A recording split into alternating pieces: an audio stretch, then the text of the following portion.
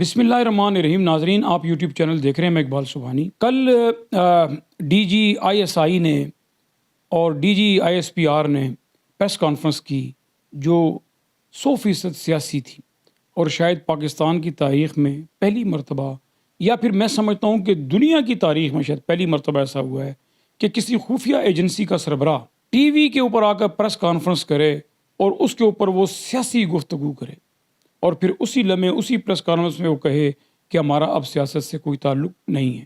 پوری قوم اس بات کے اوپر ایک سوال کر رہی ہے کہ یہ جو آپ نے کہا کہ ہمارا اب سیاست سے کوئی تعلق نہیں، یہ تو کئی سال سے ہم سنتے آ رہے ہیں کہ آپ کا کوئی نہ کوئی جو آپ سے پہلے ہو گئے ہیں، جو آپ سے پہلے گزرے ہیں، وہ بھی اسی طرح بات کرتے تھے کہ ہمارا سیاست سے کوئی تعلق نہیں ہے.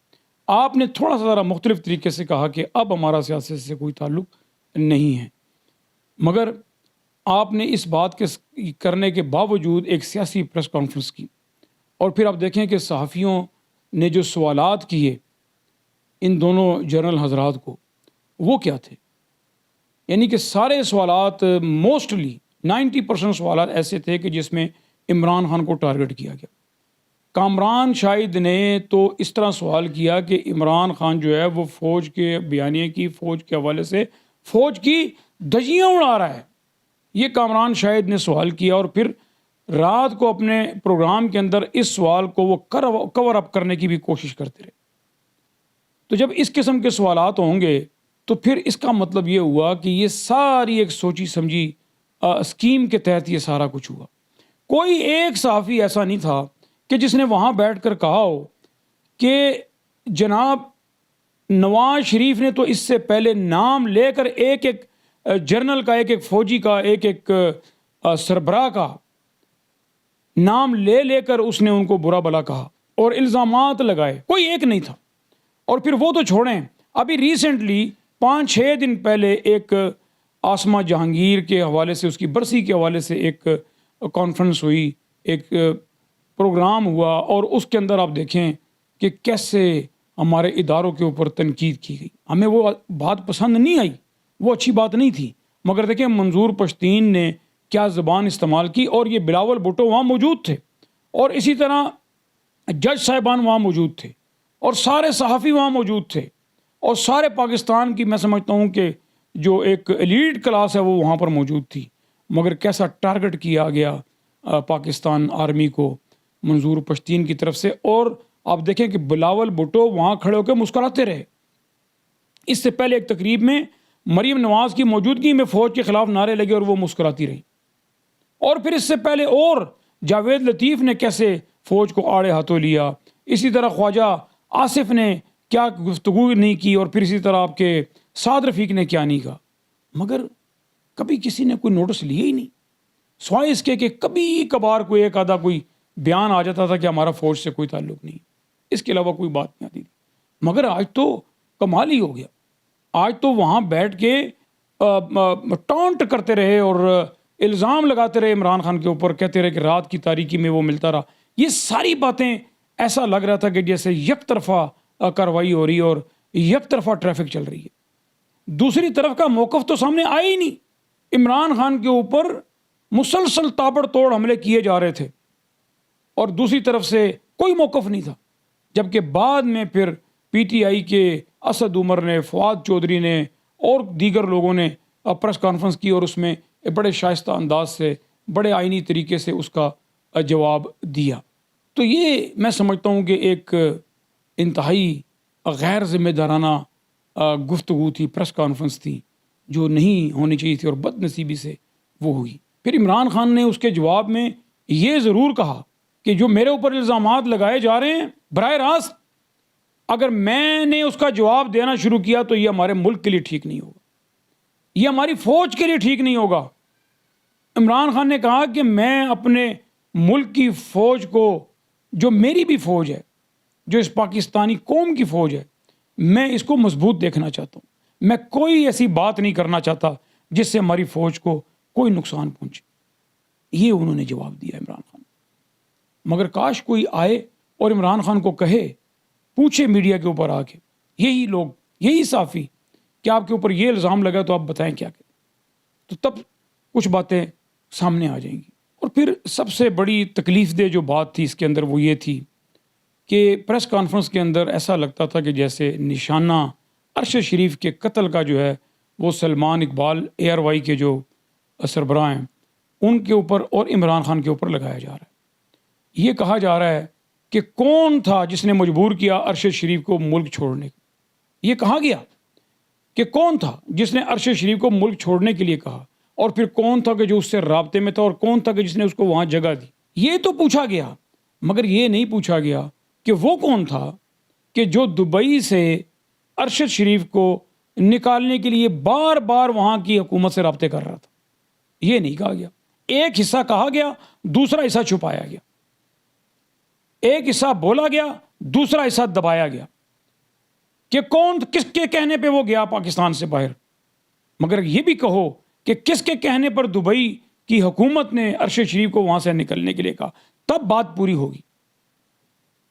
اور ارشد شریف نے ابھی یہ خبر مجھے یہ بھی ملی ہے کہ جب وہ فون کے اوپر اپنے گھر والوں سے بات کر رہے تھے، اسی دوران حکومتی لوگ جو ہیں، وہاں کی ایجنسیوں کے لوگ جو ہیں، وہ ارشد شریف کے کمرے میں آئے اور ارشد شریف نے اپنا فون بند نہیں کیا، اس کو نیچے رکھ دیا۔ اور پھر وہ ارشد شریف کو یہ کہتے رہے کہ آپ پاکستان سے کچھ لوگ ہیں، انہوں نے نام بھی لیے کہ جو یہ بات کر رہے ہیں کہ بھی آپ کو ہم یہاں سے واپس بھیجیں پاکستان۔ تو ہم آپ کو ایک چوائس دیتے ہیں کہ اگر آپ ایک دن میں یا 24 گھنٹے میں اگر آپ یہاں سے نکلتے ہیں تو ہم آپ کو ڈیپورٹ نہیں کریں گے۔ آپ ڈیپورٹ اگر ہو گئے تو آپ ظاہر ہے پاکستان ہی ہم آپ کو کریں گے، تو آپ کہیں بھی نکل جائیں دبئی سے۔ تو وہ ساری ریکارڈنگ بھی آ چکی ہے، ریکارڈ کے اندر آ چکا ہے کہ کون کون لوگ تھے وہ جو ایجنسیوں کے ساتھ، حکومتی نمائندوں کے ساتھ ارشد شریف کی گفتگو ہوئی ہے، انہوں نے فون آف نہیں کیا، فون آن رکھا نیچے، وہ ساری گفتگو ریکارڈ ہوگی اور گھر والوں نے بھی سن لی۔ تو اب یہ الزام لگانے کی کوشش کی جا رہی ہے سلمان اقبال کے اوپر اور عمران خان کے اوپر، مگر یہ کوئی جنگل کا قانون تو ہے نہیں۔ اعظم سواتی کو دیکھیں کیسا مارا گیا، اور اعظم سواتی نے بھی آج جنرل فیصل کا نام لیا اور سیکٹر کمانڈر فہیم کا بھی نام لے لیا کہ ان کے کہنے کے اوپر مجھے مارا گیا۔ اب اس سے زیادہ اور ثبوت کیا دیا جائے کہ جو شخص تشدد کا شکار ہوا، جس پر تشدد کیا، ننگا کر کے تشدد کیا گیا اور اس کے پرائیویٹ پارٹس کے اوپر تشدد کیا گیا، اور پھر وہ اپنے منہ سے 2 لوگوں کے نام لے رہا ہے جو انہوں نے کہا تھا کہ میں نام لوں گا، تو آج انہوں نے وہ نام بھی لے دیے۔ کل فیصل مسجد میں ارشد شریف کا شہید کا جنازہ ہوا، جو میں سمجھتا ہوں کہ ضیاء الحق کے جنازے کے بعد سب سے بڑا جنازہ تھا فیصل مسجد کا۔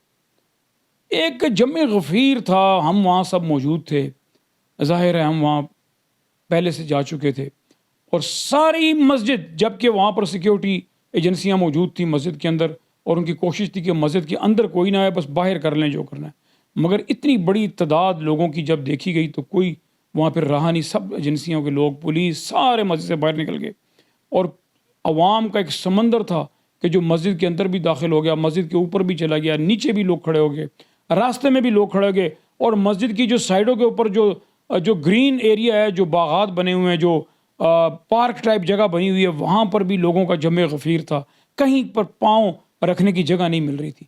اتنا بڑا جنازہ ارشد شریف کا ہوا۔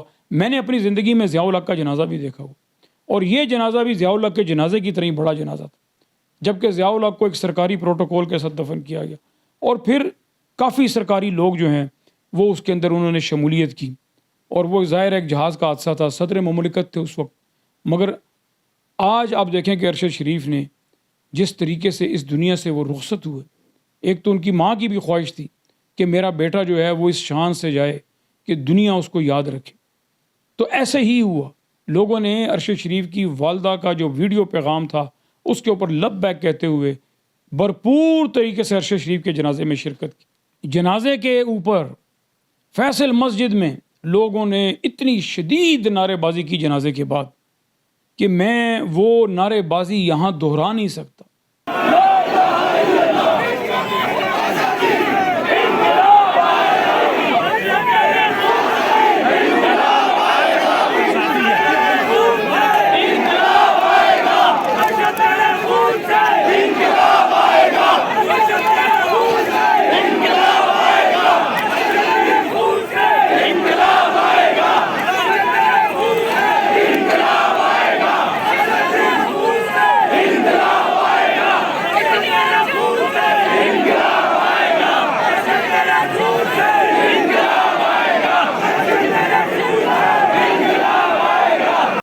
یہ تو عام نعرے ہیں نا کہ لے کے رہیں گے آزادی، چھین کے لیں گے آزادی، تیرا باپ بھی دے گا آزادی، یہ نعرے تو لگتے رہے، مگر اس کے علاوہ کچھ نعرے ایسے تھے جو میں یہاں بھی دہرانا نہیں چاہتا۔ یہ لوگوں کا ٹیمپریچر بن چکا ہے۔ تو کیا اس ٹیمپریچر کو ختم کرنے کی ضرورت ہے؟ کیا لوگوں کو قائل کرنے کی، مائل کرنے کی، سمجھانے کی ضرورت ہے کہ جلتی پہ تیل ڈالنے کی ضرورت ہے؟ کوئی نہیں ہے جو پاکستان کے چاروں اکائیوں کا ایک لیڈر عمران خان، جو گلگت بلتستان، کشمیر، پنجاب، KPK کے اندر اس وقت بھی حکومت میں بیٹھا ہوا ہے، آج ساری طاقتیں مل کر اس کو دبانے کی کوشش کر رہی ہیں، اس کو نکالنے کی کوشش کر رہی ہیں، اس کو فلاپ فیل کرنے کی کوشش کر رہی ہیں، اس کی زندگی کو بھی خطرہ ہے، وہ خطروں میں گھرا ہوا۔ آپ دیکھیں کہ کیسے ان ظالموں کے ساتھ اور اس امپورٹڈ حکومت کے ساتھ نبر آزما ہے۔ اور آج لانگ مارچ بھی شروع ہو چکا ہے۔ ابھی میں جب بات کروں تو عمران خان صاحب اپنے گھر سے نکل آئے ہیں، اور وہ ابھی ہو سکتا ہے کہ لبرٹی چوک سے نکلنے میں گھنٹہ 2 گھنٹے بھی اور لگ جائیں گے، کوئی پتہ نہیں، جو عوام کے میں سمندر دیکھ رہا ہوں 3 گھنٹے لگ جائیں، مگر ابھی سے، اور ابھی بھی لوگ کہتے تھے کہ سردی ہے، میں سمجھتا ہوں دن کے ٹائم انتہائی گرمی ہوتی، مگر لوگ ہیں کہ وہ بیٹھنے کے لیے گھروں میں اب تیار نہیں ہیں۔ لوگوں نے فیصلہ کر لیا باہر نکلنے کا، اور لوگوں کو نکلنا چاہیے۔ یہ اس پاکستانی قوم کی، اس پاکستانی عوام کی، اس پاکستانی عوام کے بچوں کے مستقبل کی جنگ ہے۔ یہ امپورٹڈ حکومت اور ان لٹیروں اور ان رسا گیروں سے نجات دلانے کی ایک تحریک۔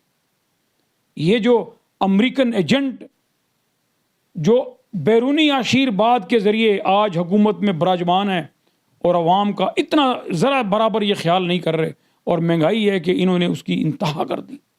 ابھی آخر میں آپ سے یہ گزارش کرنا چاہتا ہوں کہ عمران خان صاحب آج لاہور سے نکل آئیں گے، اور پھر وہ مختلف علاقوں سے گجرانوالا، گجرات، سیالکوٹ اور GT روڈ کے دائیں بائیں جتنے بھی علاقے ہیں، وہاں سے ہوتے ہوئے پھر جیلم اور دینا، جیلم، گجر خان اور روات میں آ کے پڑاؤ کریں گے، اور روات سے پھر وہ سیدھے راولپنڈی آئیں گے۔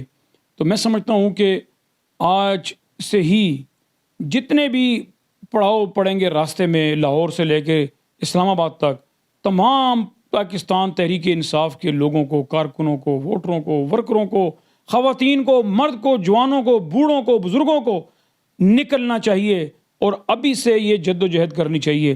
یاد رکھیے کہ اگر آپ باہر نکلیں گے تو تب ہی جا کے کہیں اس امپورٹڈ سرکار سے ہماری جان چھوٹے گی۔ اگر آپ باہر نہ نکلے تو پھر آپ دیکھ لینا کہ پھر یہی لوگ ہم پر حکومت کرتے رہیں گے، ہم پر براجمان ہوں گے، اور یہ ہم پر مسلط ہوں گے، اور پھر اس کے بعد قصہ پارینہ تمام ہو جائے گا اور سب کچھ ختم ہو جائے گا۔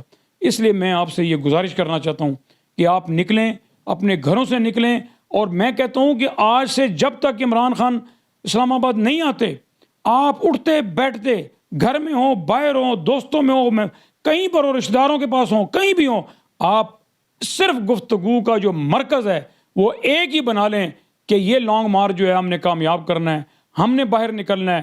اس ایک موضوع کے علاوہ آپ کسی موضوع کے اوپر بات نہیں کریں گے تو تب جا کے انشاءاللہ یہ لانگ مارچ بالآخر کامیاب ہوگا۔